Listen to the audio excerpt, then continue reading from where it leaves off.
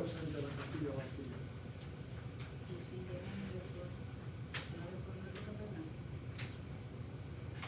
Así es, lo voy a bueno, la joven que pidió, no se sentía bien. No lo presente. ¿Puede irte? No lo presente.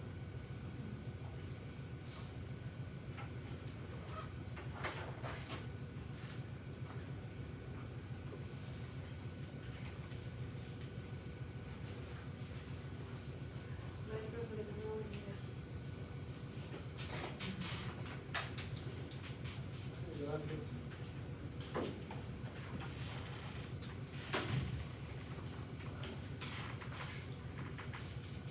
El último tema, antes del examen de reggaetón. Ya ustedes dieron estómago, pulmón, insuficiencia cardíaca, síndrome coronario agudo y los trastornos electrolíticos. El examen de ustedes va a ser el viernes, pasado ya.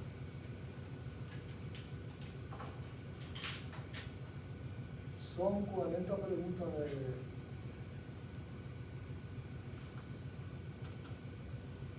pero el examen vale 50. Hay dos preguntas sobre agua y electrolitos. Son problemas.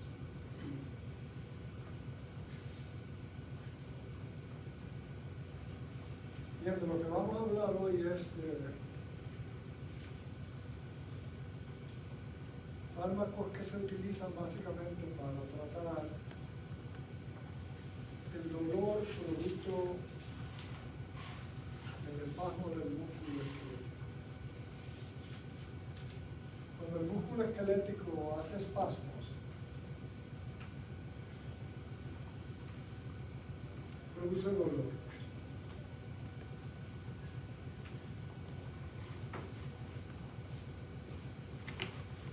Hay algunas patologías, principalmente neurológicas, como la esclerosis múltiple,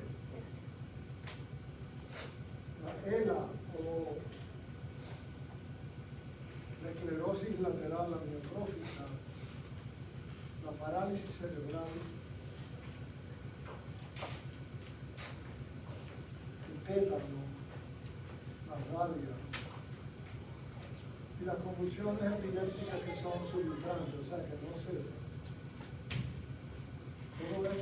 Todas estas patologías son tratadas con medicamentos que atacan el músculo esquelético. Esos tipos de medicamentos se dividen en dos: los llamados propiamente bloqueadores neuromusculares, que son aquellos fármacos que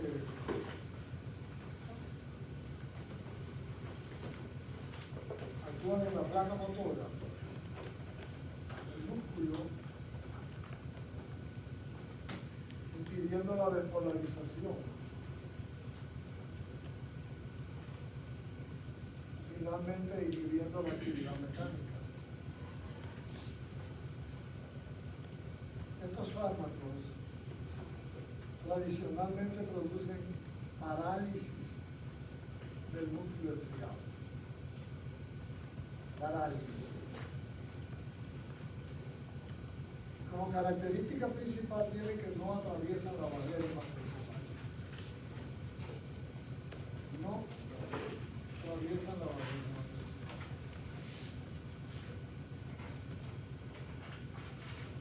Se llaman entonces bloqueadores neuromusculares.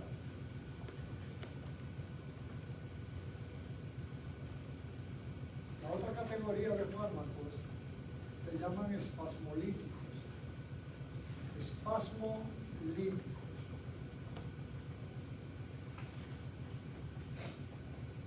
Son fármacos que atraviesan la barrera hematoencefálica, actúan durante la actividad mecánica del músculo, mejorando la contracción, no impidiéndola.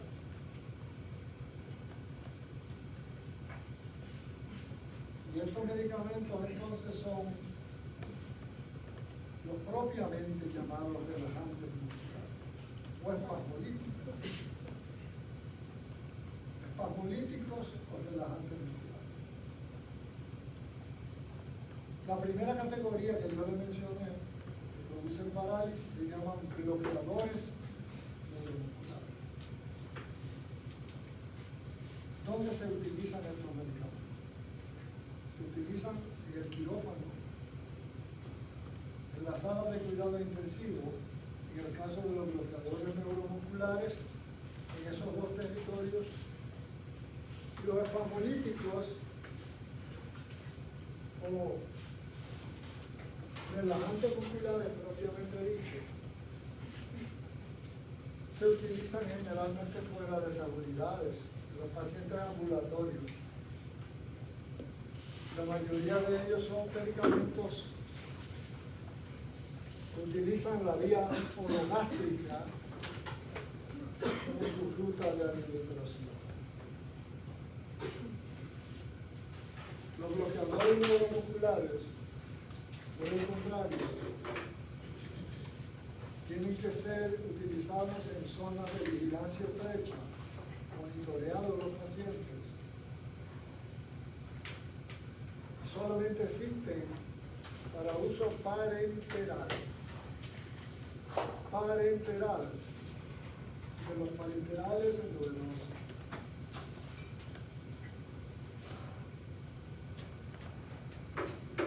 ¿De dónde surgió la idea de utilizar estos medicamentos en cuidados intensivos y en quirófano? Hace muchas decenas de años, un grupo de europeos, de investigadores europeos, visitando la zona del Amazonas en América del Sur. Ustedes saben que el Amazonas es el río más largo del mundo. Antes se creía que era el Nilo.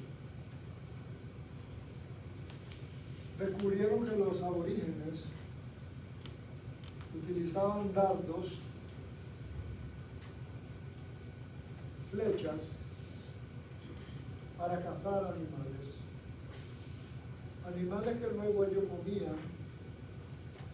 Los animales eran paralizados, envenenados, pero cuando ellos lo ingerían, no tenían esos efectos. Llamó la atención entonces sobre esto el descubrimiento de la hoja de un árbol, la corteza. Las hojas son utilizadas para extraer un veneno llamado curare. Genéricamente se llama curare, aunque el nombre de la sustancia se llama tubocurarin.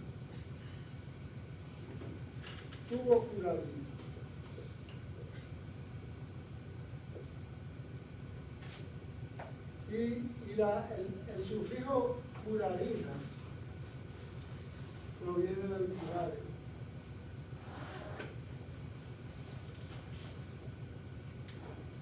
¿Por qué estos medicamentos entonces, que se sintetizaron posteriormente, paralizaban los cerdos, los monos en la selva, y sin embargo la gente lo comía y no envenenaba? Y se descubrió entonces que eran amonios cuaternarios, altamente polarizados desde el punto de vista químico. Ustedes saben que una de las características bioquímicas de los medicamentos polarizados, amonios terciarios y cuaternarios, es que no atraviesan la membrana del intestino, no son absorbidos.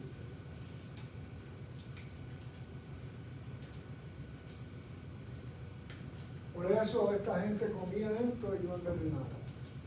El efecto verdadero de estos fármacos entran en acción cuando se ponen en contacto con el torrente sanguíneo.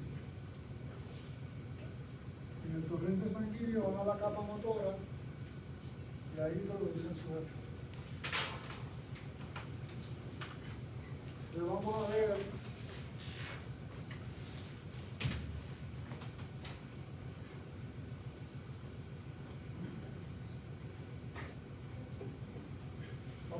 entonces, como ustedes pueden ver ahí en el gráfico, los fármacos que afectan o que comprometen el músculo estriado son los bloqueadores neuromusculares que yo les dije, estos que se descubrieron en el delta del Amazonas, y los simpaticolíticos, también llamados relajantes musculares propiamente. Esta es la zona de uso. ¿Por qué se usan en la unidad de cuidado intensivo siempre? Y en quirófano. Es decir, no se concibe una actividad quirúrgica sin estos fármacos. Tampoco en cuidados intensivos. Bueno, se utilizan en anestesia general. Cuando el paciente tiene una intervención quirúrgica intracavitaria, es decir, en el abdomen o en el tórax,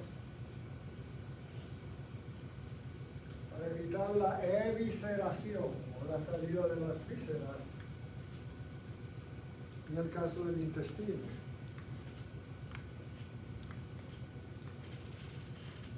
Pero en la unidad de cuidado intensivo entonces se usa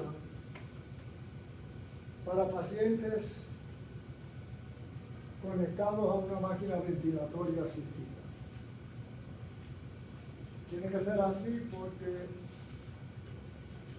cuando se entuba a un paciente y se coloca una máquina ventilatoria asistida, la máquina adquiere, manejada por el médico, el manejo de la respiración del paciente, tanto en profundidad como en frecuencia. Y como la máquina tiene el automatismo, entonces el paciente no debe estar consciente, no debe respirar para antagonizar esos efectos.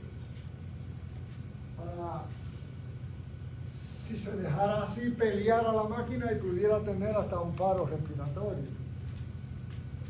Además de que es psicológicamente muy angustiante.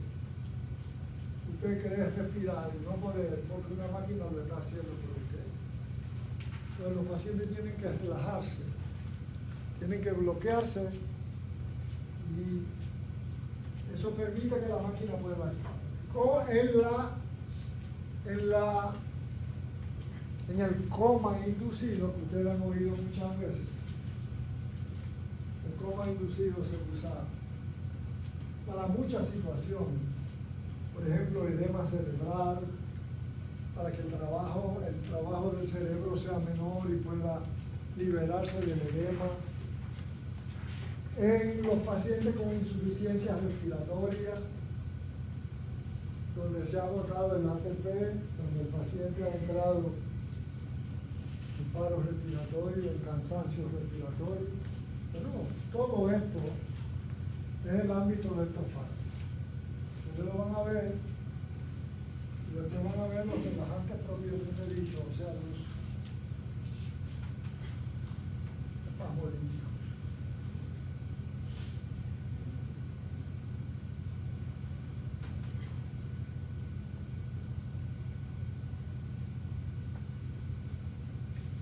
Entonces, esos son los bloqueadores neuromusculares y estos son los simpaticolíticos. Fíjense que estos son relajantes musculares que actúan por la vía central, mientras que los anteriores no actúan a nivel central, sino a nivel periférico. Este es un trastorno que no le mencioné hace poco, no se lo mencioné, pero que sí se usan este tipo de medicamentos. la fibromialgia, que es un trastorno caracterizado por debilidad de los músculos de las extremidades principalmente, con mucho dolor y que es principalmente frecuente en las mujeres. Este es un tipo de medicamento que pertenece al segundo grupo, pero que tiene un uso único. Y ese uso único es en una patología llamada hipertermia maligna. La hipertermia maligna es un trastorno congénito donde hay una entrada masiva de calcio al músculo liso de las arterias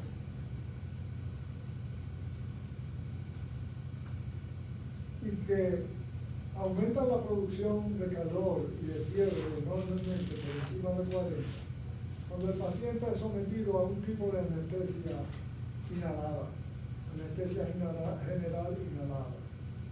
Se llama el trastorno hipertermia maligna. Y el dastroleno, entonces, lo que hace es bloquear los canales de calcio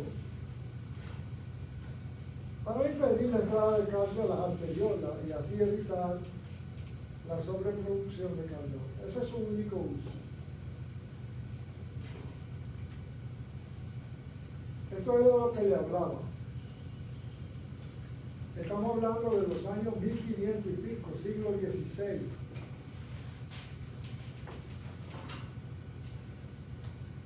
¿Verdad? Siglo XVI, 1500 y pico. Este grupo de investigadores en la cuenca del río Amazonas es que descubren el uso que hacían los aborígenes. Observaron el fenómeno, estudiaron el compuesto que utilizaban para extraer el veneno y entonces genéricamente se llaman curares. Y el fármaco en sí, desde el punto de vista médico, se llama de tubo curayuda. Bueno, de ahí se extrajo un medicamento que es el prototipo de los anestésicos de este tipo, o de los bloqueadores de este tipo. Esa es la hoja. No creo que aquí haya hoja de este tipo, pero donde se trae de la corteza el curare. Para que ustedes comprendan cómo actúan este tipo de fármacos, tienen que recordar cómo es la fisiología del músculo esquelético. Yo se lo voy a describir más ampliamente porque ahí está muy reducido. Esta es la secuencia de Bell. Baja un impulso eléctrico a través del axón.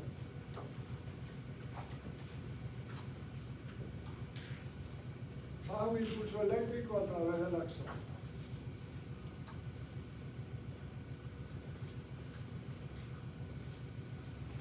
Este fenómeno hace que los iones de calcio en el líquido extracelular entren al axón.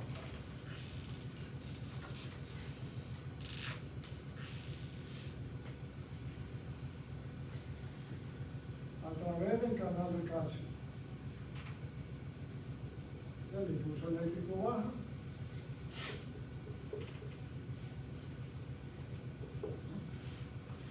Por aquí están las vesículas de acetilcolina. En el terminal del axón, llenas de moléculas de acetilcolina. Por aquí está la célula efectora.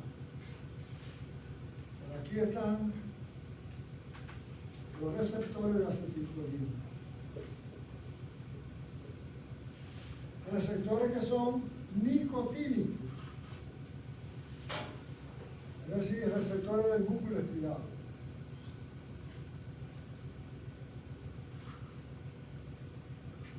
Entonces, cuando el impulso eléctrico baja, el calcio entra, se adosa algunas vesículas y por exocitosis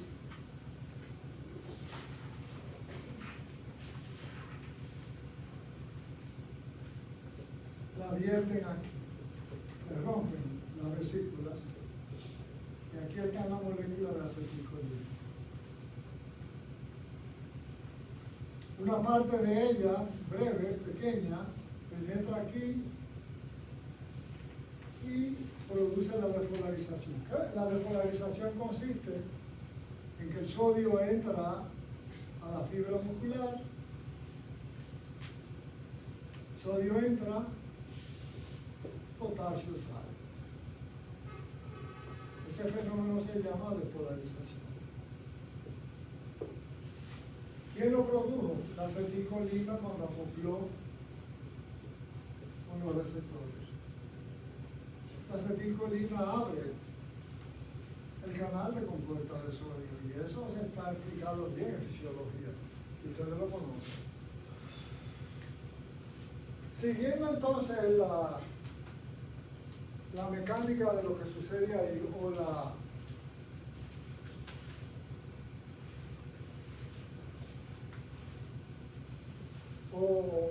la sucesión de eventos, la acetilcolina que no se utilizó se recapta. Se recapta en receptores presinápticos. Aquí están los receptores presinápticos para la recaptación.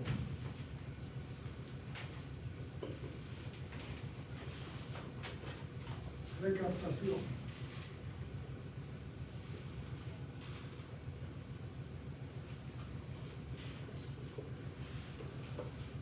Se recaptan esas vesículas, esas moléculas, van al aparato de Golgi. En el aparato de Golgi vuelven a constituirse en vesículas para quedarse en el almacenaje de la célula.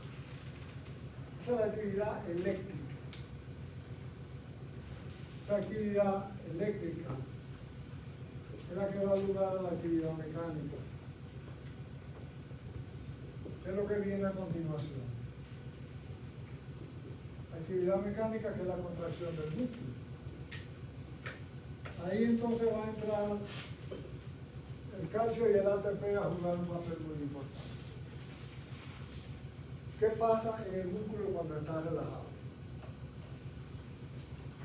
Cuando el músculo está relajado sin contraerse, la troponina se une a la tropomiosina. Son dos moléculas de actina. Esa es la unión de músculos relajados.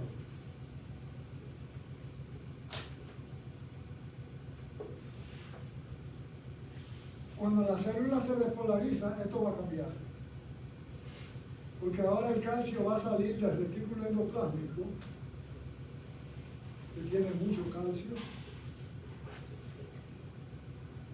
Rompe la unión troponina-tropomiosina y el calcio ahora se une a la troponina. El ATP entonces rompe su enlace terminal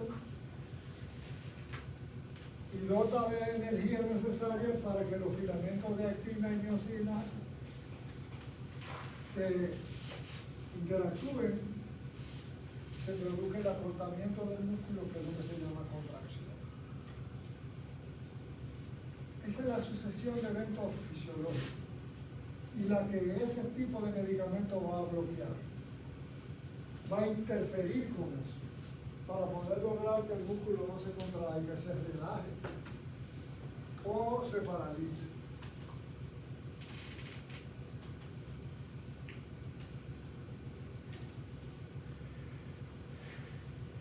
Bien.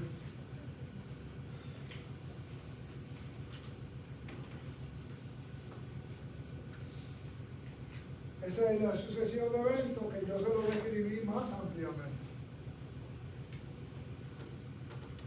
Cuando el músculo se va a relajar ahora, ya después de la contracción, el calcio se deshace de la troponina La troponina vuelve y se une a la troponiosina. Y así se restablece la relajación del músculo.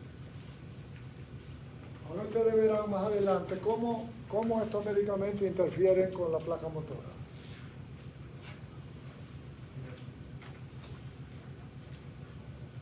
Esa es la sucesión de eventos. Algo que no le mencioné es la actividad de la acetilcolinesterasa, que es la enzima que destruye la acetilcolina. Receptores posinápticos, células efectoras, receptores nicotínicos, canal de sodio y canal de potasio. Baja el impulso 1, que es el potencial de acción, entra el calcio,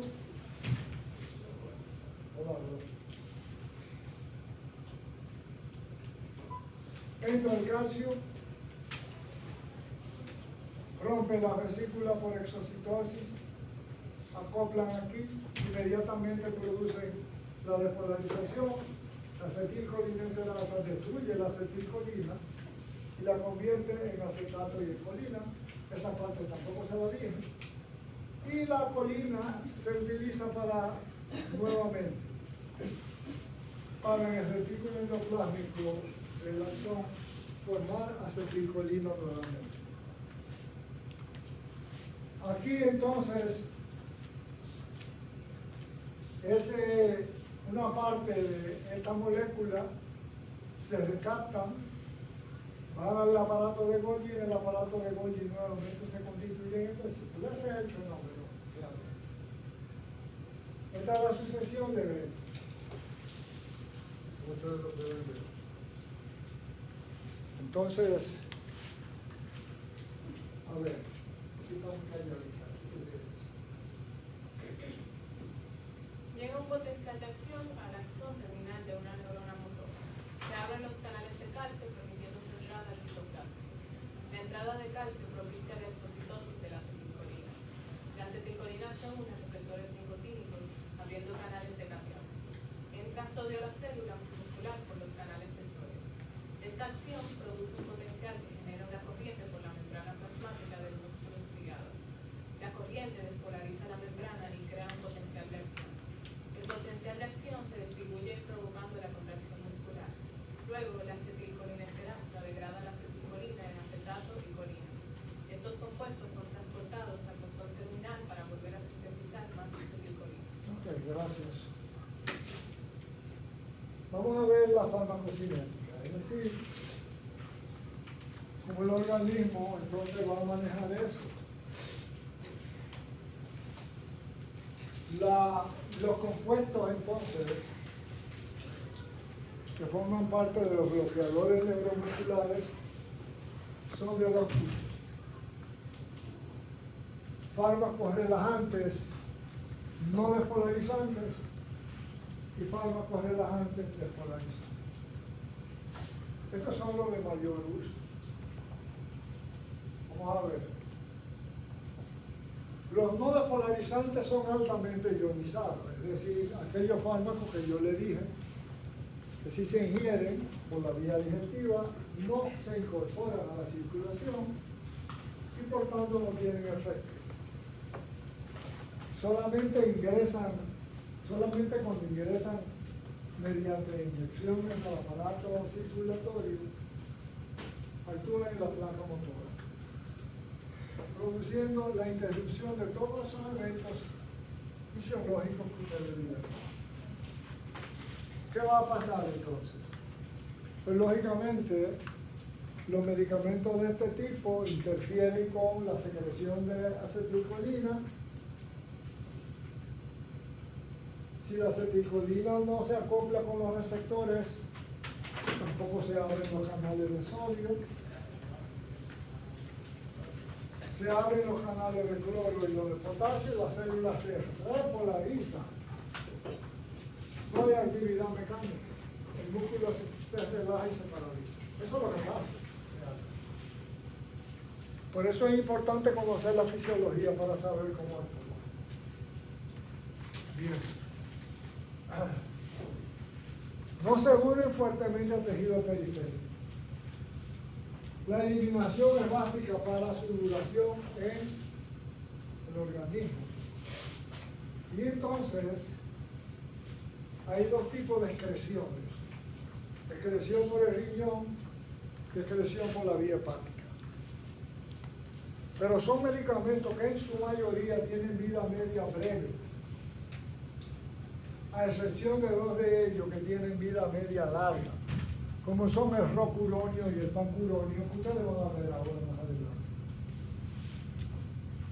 Bien. Fíjense que se habla de que su vida apenas puede ser de 35 minutos o más. El caso del rocuronio y el pancuronio, la duración es de 6 horas. Son medicamentos que se usan mucho en pacientes entubados, porque en la sala de anestesia, en quirófano, lo que más se usan son los de vida media corta. Si ustedes son capaces de entender por qué se usan en quirófano de vida media corta y por qué en cuidados intensivos se usan los de vida media larga, todo tiene que ver con lo siguiente. Un paciente conectado a una máquina ventilatoria pasa días conectado a la máquina. Entonces hay que usar medicamentos de vida media larga. En cambio, en una anestesia, donde el paciente va a durar 1 hora, 2 horas, 3 horas, 4 horas, 5 horas, es necesario tener medicamentos de vida media corta, porque no se debe sacar el paciente de quirófano sin estar respirando. Hay que sacarlo respirando. Y para sacarlo respirando se hacen dos cosas. Primero se le pone el bloqueador de vida media corta. Y para evitar el error de que pueda quedar algún segmento todavía de anestesia, que el paciente no esté respirando por sí, hay medicamentos que bloquean la acción del fármaco.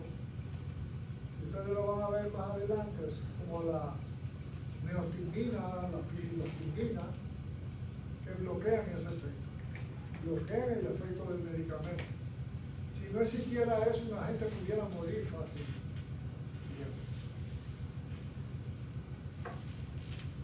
Eso tienen que tirar una foto todo, porque copiarlo es una necedad. Pero fíjense bien, de lo que quiero describirles es lo siguiente. Fijaos bien en lo siguiente. Le hablaba de el pancuronio, 6 horas. 6 de potencia, duración de más de 35 minutos. Los demás tienen vida media mucho, pero mucho más corta. Más de 35 minutos, la temoxifurina tiene una duración de más de 50 minutos.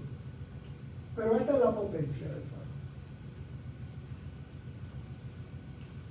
Por error le dije que el rocuronio era de vida media larga. Lo que tiene realmente es una potencia débil, una potencia de punto. Pero como se toma como punto de referencia la tubocurarina, el medicamento original, tiene un valor de 1, una potencia de 1. Miren, el pancuronio tiene 6 de potencia, 6 veces mayor. El becuronio tiene 6.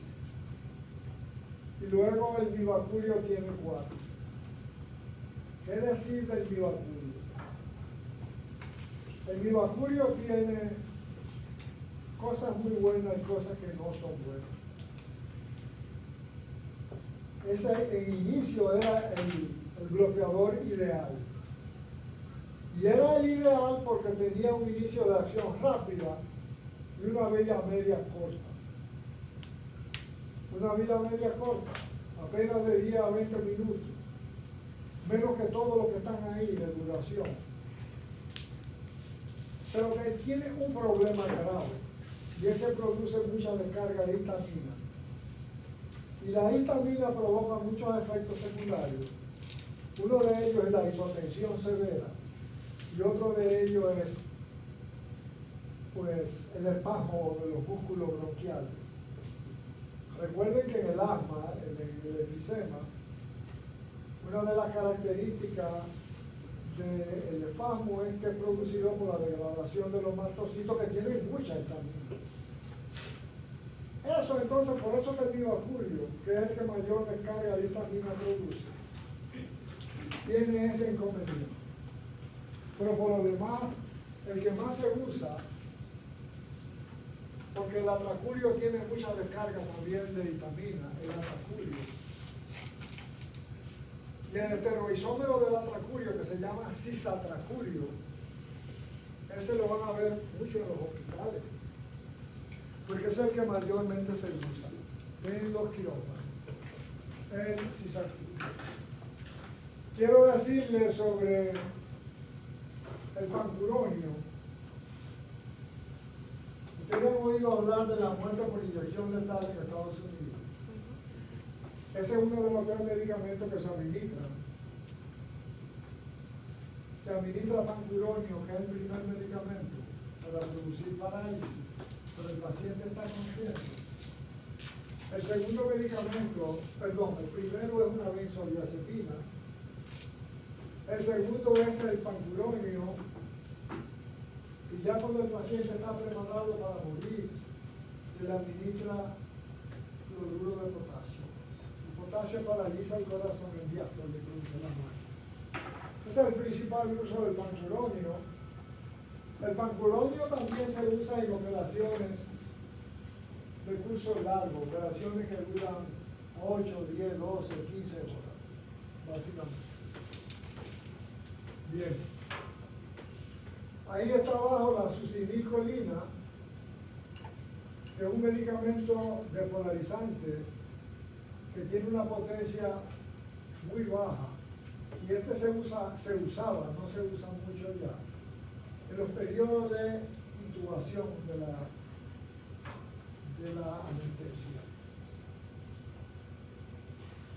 Bien. Estos son los que tienen vida intermedia, el rocuronio y el mercuronio, y se excretan por la vía biliar o por metabolismo hepático de eliminación. El atracurio es un derivado de la isoquinolina y es de acción intermedia y tiene una inactivación espontánea en plasma que se llama eliminación de Hoffman, donde el medicamento se fragmenta espontáneamente y produce este metabolito llamado laudanosina. Y esa laudanosina, cuando se produce en mucha cantidad, sí puede atravesar la barrera hematoencefálica y producir convulsiones. El cisatracurio es un esteroisómero del atracurio y produce mucho menos histamina que el atracurio, que ya casi no se usa. Ya le decía del vivacurio, tiene entonces un problema muy grave y es el problema de la liberación profusa de histamina, que conlleva hipotensión hidropetal. En una anestesia esto es fatal.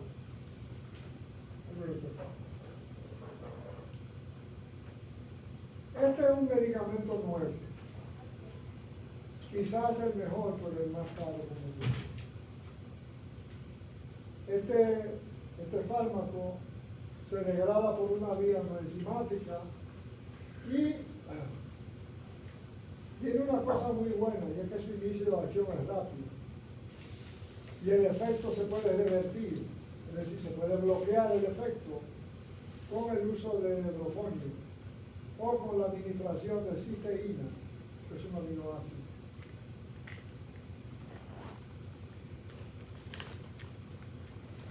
Los fármacos relajantes depolarizantes, entonces, el otro tipo, son de duración pero mucho más corta. Y el prototipo es la succinilcolina. Apenas tiene un tiempo de duración de 5 o 10 minutos y por eso es bueno para la inducción anestésica. Tiene una hidrólisis rápida por la colinesterasa, la VOS, la pseudo y la butililcolinesterasa. Y su vía de eliminación es por la vía renal. Se degrada en ácido succínico y colina. Ese número, llamado número de lidocaína, es para conocer la capacidad que tiene el paciente para metabolizar la succinilcolina, que tiene una intervención genética importante, porque no todo el mundo degrada la succinilcolina a la misma velocidad. Bien. Vamos a ver ahora entonces la parte hemodinámica, no la parte farmacocinética, sino la parte hemodinámica, que es cómo actúan esos fármacos no despolarizantes. Y después vamos a ver los despolarizantes. Los no despolarizantes,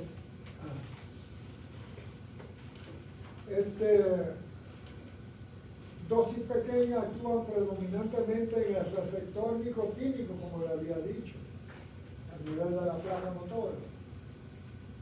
Y compiten con la acetilcolina, básicamente. Pero en dosis que son mayores, pueden entrar por el polo iónico, para producir un bloqueo duradero y de mayor efecto. ¿Qué se consigue entonces con el bloqueo? El efecto debilita la transmisión neuromuscular y disminuye la habilidad de los inhibidores de acetilcolinesterasa de agonizar los efectos de los relajantes moleculares. Esta es una anaconda. Se le pone ahí para que ustedes recuerden que el fármaco es originario de Brasil, donde la anaconda es muy frecuente en el río Amazonas. Saben ustedes que la anaconda puede, lo primero que mide varios metros, su mordedura no es venenosa, pero como actúan es ingiriendo entera la presa, y pueden ingerir una vaca, un búfalo, un caballo, y deciden ser matan a la persona generalmente por constricción. El bloqueo de fase 1 para los relajantes despolarizantes. La succinilcolina es el único relajante despolarizante útil y sus efectos son muy parecidos a la acetilcolina. Pero la diferencia es que producen un bloqueo de duración más largo en la placa neural. Reaccionan con los receptores nicotínicos, la succinilcolina, para abrir un canal y causar la despolarización de la placa motora. Esto genera la contracción muscular. Eso sucede en la primera fase de los agentes despolarizantes. Pero la segunda fase, el bloqueo de fase 2, es un bloqueo donde el receptor ahora se bloquea. Y la succinilcolina, entonces, al quedar bloqueada, produce una desensibilización del receptor, donde no hay entrada de sodio. Hay entonces entrada de cloro y entrada de potasio, y no entra el calcio ni entra el sodio. Y la célula sencillamente se relaja y se paraliza. ¿Cuál es el efecto cardiovascular? Depende de cuál es el bloqueador, pero en el caso de la metocurina, por ejemplo, y el ribacurio, hasta el mismo intracurio, los tres producen descarga de vitamina. Esto produce hipotensión arterial. El pancuronio causa aumento de la frecuencia cardíaca, un aumento que es suave, moderado, y incrementa menos el gasto cardíaco, pero casi no afecta a la resistencia vascular sistémica. En el caso de la succinilcolina puede provocar arritmias cardíacas peligrosas cuando se administra conjuntamente con un anestésico que se llama Lotal. Ustedes verán en anestesia, cuando den anestesia general. La succinilcolina produce efectos inotropos positivos y inotropos negativos. Inotropos negativos e inotropos negativos, es decir, fuerza de contracción disminuida y disminución del impulso eléctrico, de la velocidad de conducción del impulso eléctrico. Pero esos efectos se pueden atenuar, se pueden bloquear con el uso de un anticolinérico llamado atropina o el glucopironato, que también es un anticolinérico. Otros efectos adversos de estos fármacos son hipercalemia, aumento breve, por breve tiempo, de la presión intraocular. A ver si ustedes saben cuál es el valor normal de la presión intraocular. ¿Cuánto? ¿Cuál es la presión intraocular normal del rango? De 12 a 20 milímetros de mercurio. Cuando está más de 20 milímetros de mercurio se habla de glaucoma. De la presión intraocular que termina por atrofiar el nervio óptico y de producir ceguera. Aumento de la presión intragástrica. Y en los pacientes con masa muscular abundante pueden producir dolor. Las interacciones, básicamente, son con los anestésicos inhalados. Principalmente la acción bloqueadora de los relajantes no despolarizantes. Entonces, anestésicos tales como son muy modernos, el isoflurano, que es el más potente de todos, el sevoflurano, el desflurano, el enflurano y el alotano, así como el óxido nitroso, que es menos potente, tienden a interactuar con estos bloqueadores, aumentando su eficacia. También depresión del sistema nervioso, producen depresión, la interacción, aumento del flujo sanguíneo muscular y disminución de la sensibilidad de la membrana postsináptica a la despolarización. Los antibióticos, principalmente la cefalosporina, pueden producir un aumento del bloqueo neuromuscular por antibióticos. Los anestésicos locales y los antiarrítmicos, pequeñas dosis de los anestésicos locales reprimen la potenciación postetánica y el efecto neural presional. Pero las grandes dosis bloquean la transmisión completa y a mayores dosis todavía bloquean la contracción muscular inducida por acetilcolina. Algunos medicamentos que son antiarrítmicos como la quinidina producen el mismo efecto. ¿Cuál es el efecto entonces de estos fármacos sobre las enfermedades y el envejecimiento? Por ejemplo, en el caso de la miastenia gravis, se refuerza el bloqueo neuromuscular, es decir, agravan la miastenia con los relajantes musculares no despolarizantes. La miastenia gravis es un trastorno donde se forman anticuerpos antiplaca motora. Es una enfermedad autoinmune que se produce mayormente cuando la glándula tímica se activa en la vida extrauterina. El fenómeno contrario debe ser lo normal. La glándula se atrofia entre el nacimiento y el primer año de vida. La activación de la glándula en la vida adulta ocasiona miastenia gravis. Los pacientes van a tener que beber fármacos para toda la vida. La edad avanzada se vincula con una mayor duración del efecto por una disminución del metabolismo básicamente. Pero también los pacientes con quemaduras graves y los pacientes que tienen lesión de neurona motora superior, que son los que tienen traumas de automóviles, por ejemplo, son resistentes a los relajantes musculares de la depolarizadores. Ahora que hablo de eso, una muchacha que se iba a graduar aquí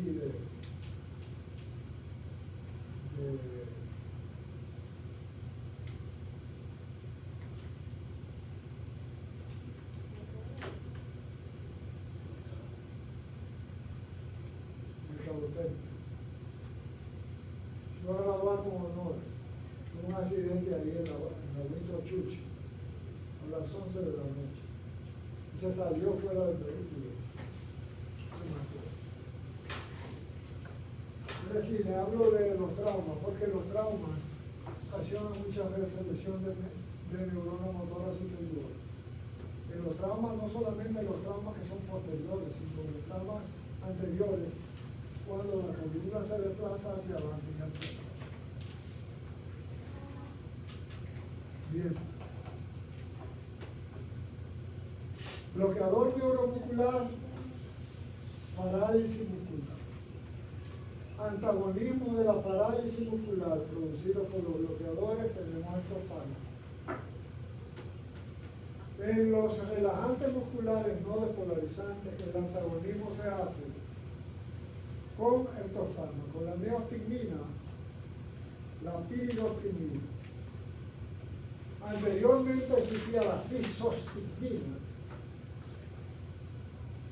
pero la tisostigmina se descartó porque atraviesa la barrera hematoencefálica y puede originar convulsión.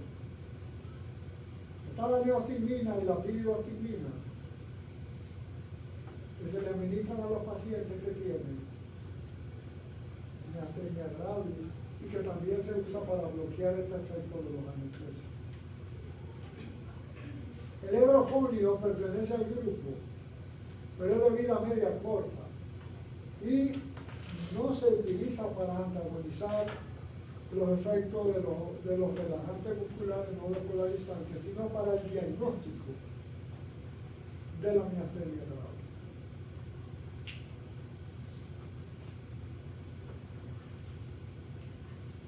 Los bloqueadores neuromusculares, ya se los dije, relajación quirúrgica, operaciones intracavitarias, intubación endotraqueal para facilitar la laringoscopía y así introducir los tubos endotraqueales,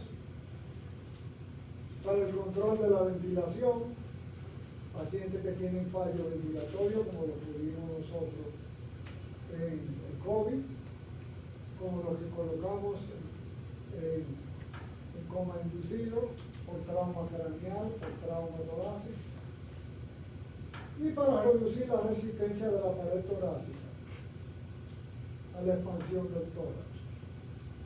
Pero también sirve para el tratamiento de convulsiones de origen rábica, tetánicas, básicamente. Y se puede utilizar también al estado epiléptico, al estatus epiléptico. El estatus epiléptico es una condición donde no hay una mejoría entre un ataque y otro de convulsiones crónicas. Son las que más se acercan a la muerte. Y vamos a ver los espasmolíticos ahora. Estos fármacos no se usan por la vía intramuscular, generalmente se usan por la vía oral y todo músculo que se contrae, que se espasmoliza, duele. Espasmo de todos los tipos, principalmente en atletas, pero en enfermedades como miastenia gravis, por ejemplo, como la parálisis cerebral, donde hay realmente mucho dolor, espasmo de cualquier tipo, estos son los medicamentos a utilizar. Miren ahí la clasificación. En ese cuadro que ustedes tienen enfrente, están los diferentes tipos, donde uno de los principales es el diazepam, que es una benzodiazepina. Está uno muy utilizado, pues el baclofeno. Pero hay otro como metocarbamol, la clorfenicina, la orfenadrina, la ciclobenzaprina, básicamente, la tizanidina.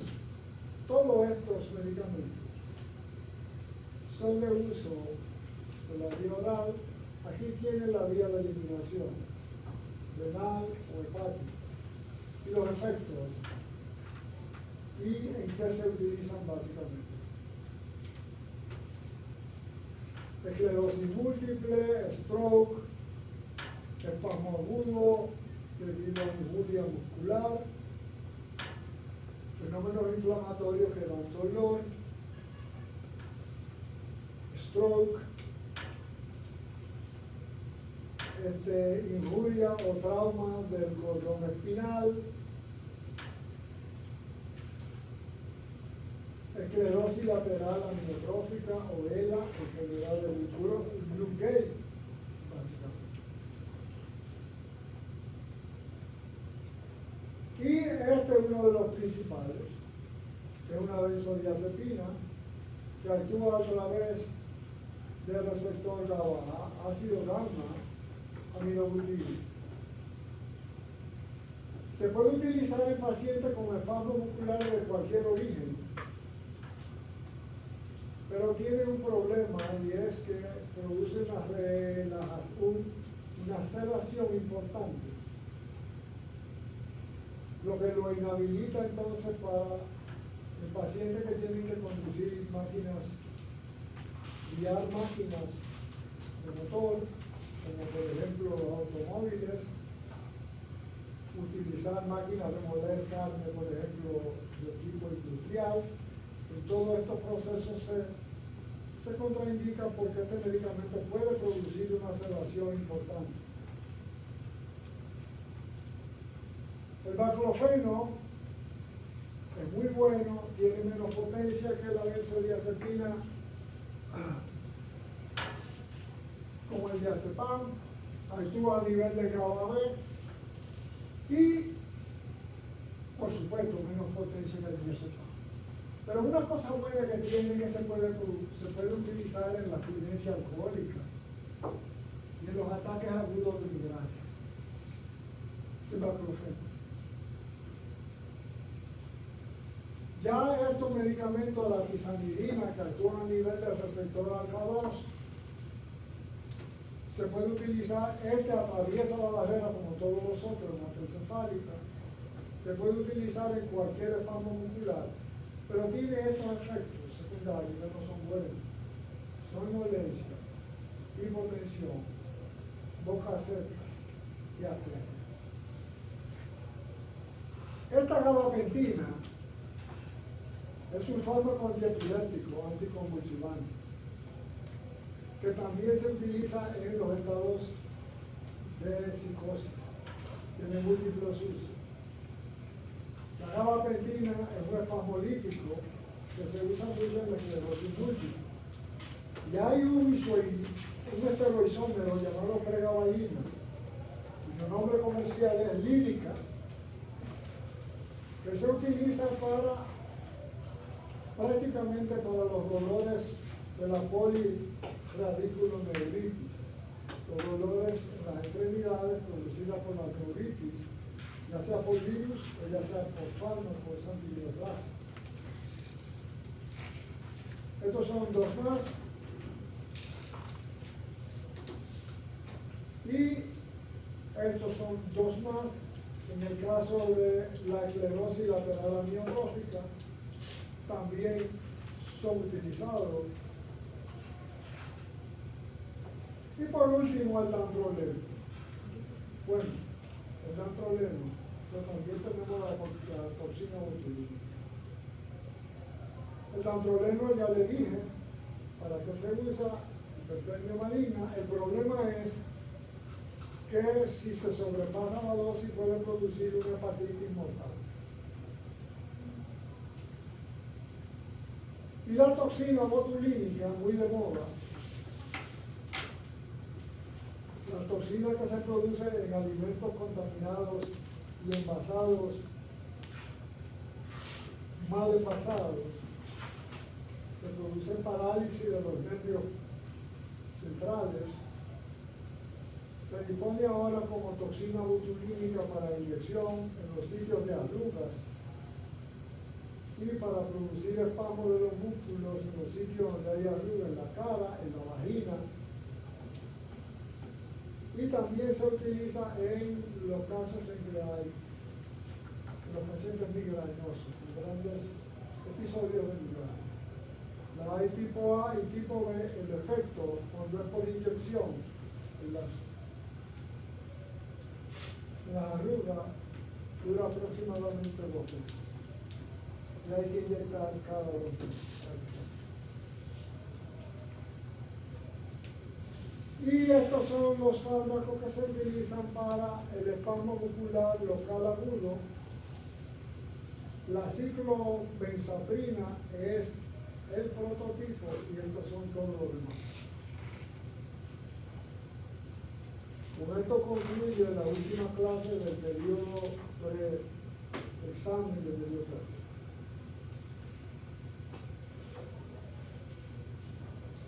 El examen es el viernes y va a comenzar a las 8:15.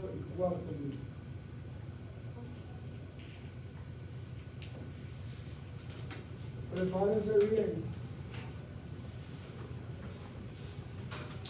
léanse bien la cátedra y léanse el libro también. Después del examen nos quedan muchos temas como antibióticos, shock.